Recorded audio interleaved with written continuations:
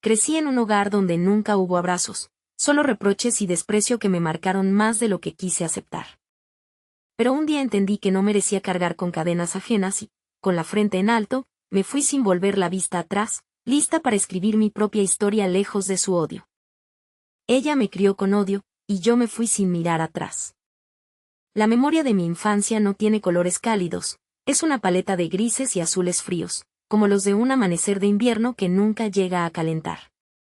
La casa era un museo del silencio, un lugar donde el sonido de mis propios pasos en el pasillo de madera era una intrusión. Aprendí a moverme como un fantasma, a respirar en voz baja, a existir lo menos posible para no perturbar la quietud tensa que mi madre llamaba hogar. Cada objeto parecía estar congelado en el tiempo, cubierto por una fina capa de polvo y resentimiento. El amor, para mí, era un concepto abstracto que leía en los libros, una palabra extraña que veía en las películas pero que no tenía traducción en mi realidad. Yo anhelaba el más simple de los gestos, la caricia casual en el pelo, la mano que se posa sobre el hombro para decir estoy aquí. En cambio, sus manos eran para señalar mis defectos, para gesticular su eterna decepción. Recuerdo una vez, en una función escolar, canté una pequeña estrofa en el coro. Busqué su rostro entre la multitud, esperando ver un atisbo de orgullo, una mínima sonrisa. Lo que encontré fue su mirada fija en su regazo, una expresión de aburrimiento y fastidio. Esa noche, de vuelta a casa, el silencio en el coche fue más elocuente que cualquier insulto. Cada plato que lavaba, cada nota que traía de la escuela, cada intento por ser la hija perfecta era recibido con una mirada que me desnudaba hasta el alma y no encontraba nada digno. Yo era una ecuación que ella no podía resolver, un error en su plan de vida, y se aseguraba de que lo supiera cada día. A pesar de todo, en el corazón de esa niña asustada, florecía una esperanza terca.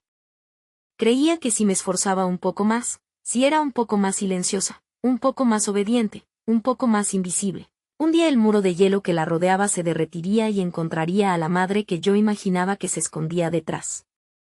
Esa esperanza era mi ancla y mi veneno, la razón por la que soportaba el peso de su desprecio, convenciéndome de que era un amor extraño, un amor que yo aún no entendía cómo descifrar. Vivía esperando un milagro que nunca llegó. Cumplí 17 años en un martes lluvioso de noviembre, un día tan gris como mi existencia. Llevaba semanas trabajando en secreto en su regalo, un pequeño retrato que había pintado de ella, basándome en una vieja fotografía donde sonreía, una de las pocas que existían. En mi mente adolescente, ese cuadro era la llave, el gesto definitivo que finalmente le demostraría mi amor, que le haría ver que yo valía algo. Esperé a que llegara del trabajo, con el corazón martilleándome en el pecho, el lienzo envuelto torpemente en papel de periódico. El olor a pintura al óleo todavía flotaba en el aire, mezclado con mi miedo y mi anticipación. Se lo entregué con manos temblorosas, mis ojos suplicando una tregua, un instante de calidez. Ella lo tomó, lo desenvolvió con una lentitud exasperante, sus ojos recorriendo mi obra. No dijo nada durante un largo minuto. El silencio se estiró, se hizo denso, pesado, podía oír el zumbido de la nevera, el tic-tac del reloj en la pared, cada segundo una tortura.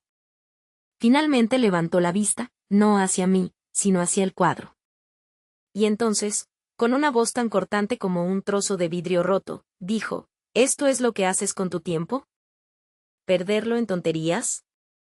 Siempre buscando atención, siempre decepcionando. No gritó. No lo necesitaba. Sus palabras fueron un susurro helado que me atravesó por completo y congeló la última semilla de esperanza que quedaba en mí. Dejó el cuadro sobre la mesa, de cara a la pared, como si la imagen de su propia sonrisa pintada por su hija fuera una ofensa. Y se fue a su habitación, cerrando la puerta. Ese sonido, el clic de la cerradura, fue el punto final. No fue un acto de ira, fue un acto de indiferencia total. Me quedé allí, de pie en medio del salón, durante no sé cuánto tiempo. Sentí como el calor abandonaba mi cuerpo, como el mundo se desaturaba hasta volverse del mismo gris que mi infancia.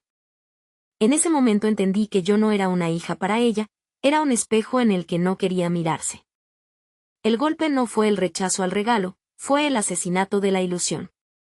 La niña que esperaba un abrazo murió ese martes de noviembre, y en su lugar quedó un vacío inmenso, un eco que repetía sus palabras una y otra vez. Esa noche fue el comienzo de mi verdadera caída.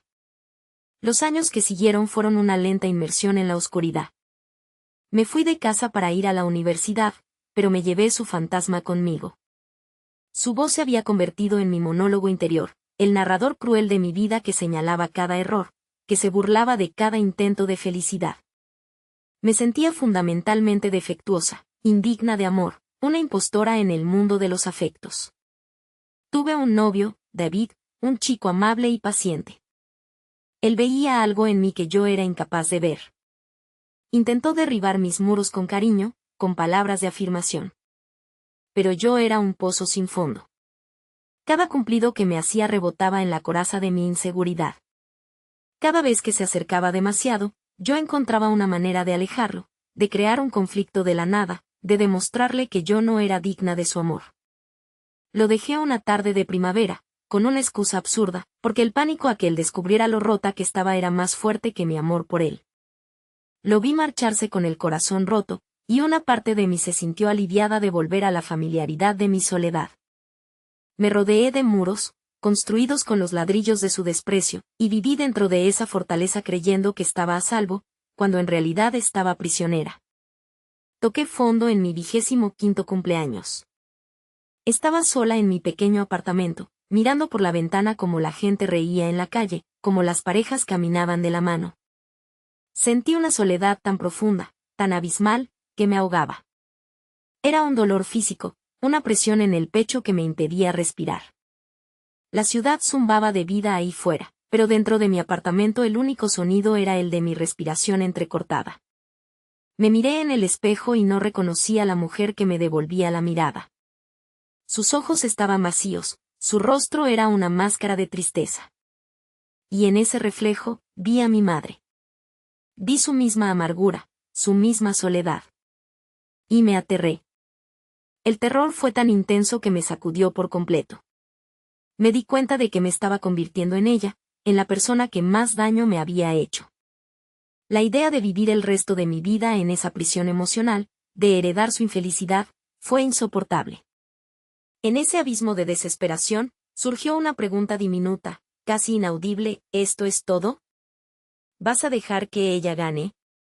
Esa pregunta fue la primera piedra que arrojé contra el muro. Fue el principio de algo.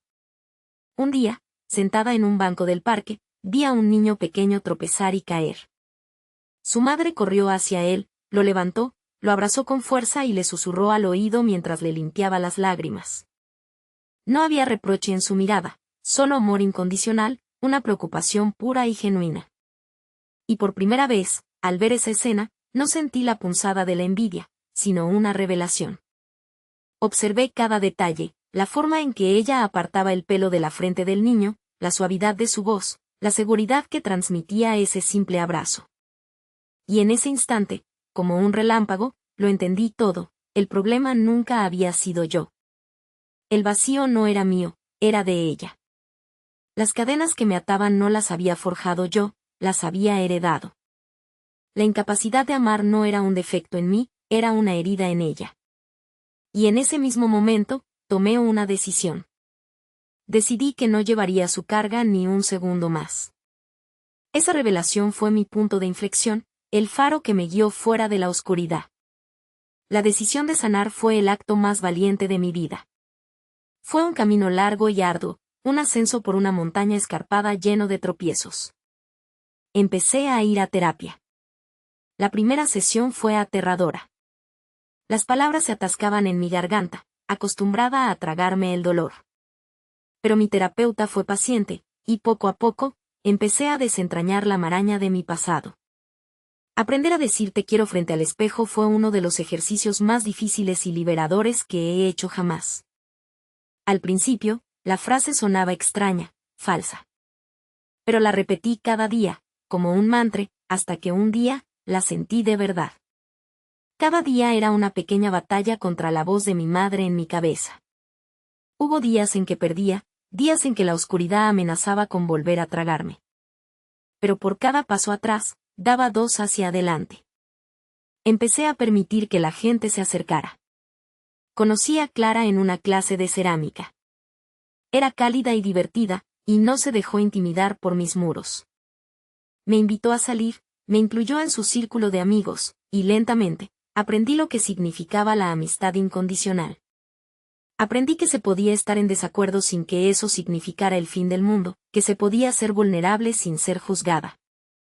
Me enamoré de nuevo, esta vez de forma diferente. Marcos no intentó arreglarme. Él tenía sus propias cicatrices. Juntos aprendimos que el amor no repara a las personas, sino que crea un espacio seguro para que puedan repararse a sí mismas.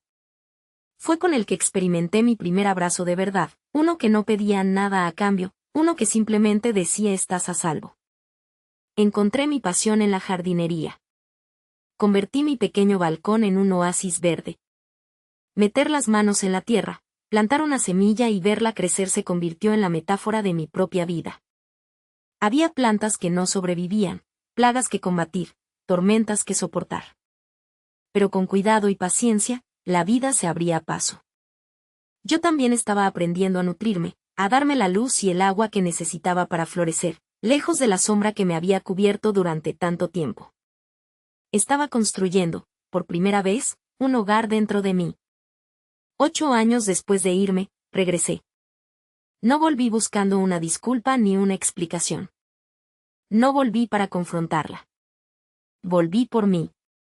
Volví para demostrarme a mí misma que el lugar que una vez fue mi prisión ya no tenía poder sobre mí. Al aparcar el coche, el corazón me latía con fuerza, pero no era miedo, era calma. La encontré en la misma casa, que parecía más pequeña y más gris que nunca. El aire olía a cerrado, a tiempo estancado. Estaba sentada en el mismo sillón, con la misma mirada ausente. Hablamos de cosas triviales, del clima, de los vecinos. En un momento, me miró, y con el mismo tono de siempre, dijo, «¿Has engordado un poco, no?» Años atrás, ese comentario me habría destrozado. Me habría hecho retroceder a la niña que nunca era suficiente. Pero ese día, la miré, y por primera vez la vi de verdad. No vi a un monstruo, vi a una mujer triste, consumida por su propia amargura, atrapada en su propio dolor, incapaz de dar lo que nunca tuvo. Vi sus propias cadenas, mucho más pesadas y antiguas que las mías. Y en lugar de rabia, sentí una extraña y distante compasión. Sonreí, una sonrisa genuina y tranquila, y le dije, «Estoy feliz, mamá. Y estoy sana». No hubo comprensión en sus ojos, solo confusión. Y eso estuvo bien. Ya no necesitaba su aprobación. Mi felicidad no dependía de su validación. Me levanté, me acerqué y le di un beso en la frente. Su piel estaba fría. «Cuídate mucho», le dije. Y me fui. Al cerrar la puerta de esa casa por última vez, no sentí dolor ni alivio, sentí paz. Las cadenas se habían desvanecido. Caminé bajo el sol, sintiendo su calor en mi piel, y supe que finalmente era libre. La historia que nos contamos a nosotros mismos es la más importante de todas. Durante mucho tiempo, mi historia fue la que ella escribió para mí, una historia de insuficiencia, de no ser amada, de no merecer la felicidad. Pero la vida nos da la oportunidad de tomar el bolígrafo y reescribir nuestro propio guión. Mi cicatriz sigue ahí, es parte de mi mapa, un recordatorio del viaje que he emprendido. Pero ya no es una herida abierta. Es la prueba de que sobreviví, de que somos más fuertes que el dolor que nos infligieron. El perdón más importante no fue el que le di a ella, sino el que me di a mí misma. Me perdoné por haber creído sus mentiras, por haberme hecho pequeña para caber en su mundo diminuto. Ahora mi mundo es tan grande como yo quiera que sea. Está lleno de luz, de risas, de abrazos y de flores que yo misma he plantado. Si alguna vez te sientes atrapado en una historia que no es la tuya, si las palabras de alguien más se han convertido en tu verdad, recuerda esto, tú tienes el poder de empezar un nuevo capítulo en cualquier momento. No tienes que cargar con cadenas que no te pertenecen. Tu valor se define por la incapacidad de otros para verte. Tú también puedes escribir tu propia historia lejos de su odio. Tú también puedes encontrar el camino a casa, a ti mismo.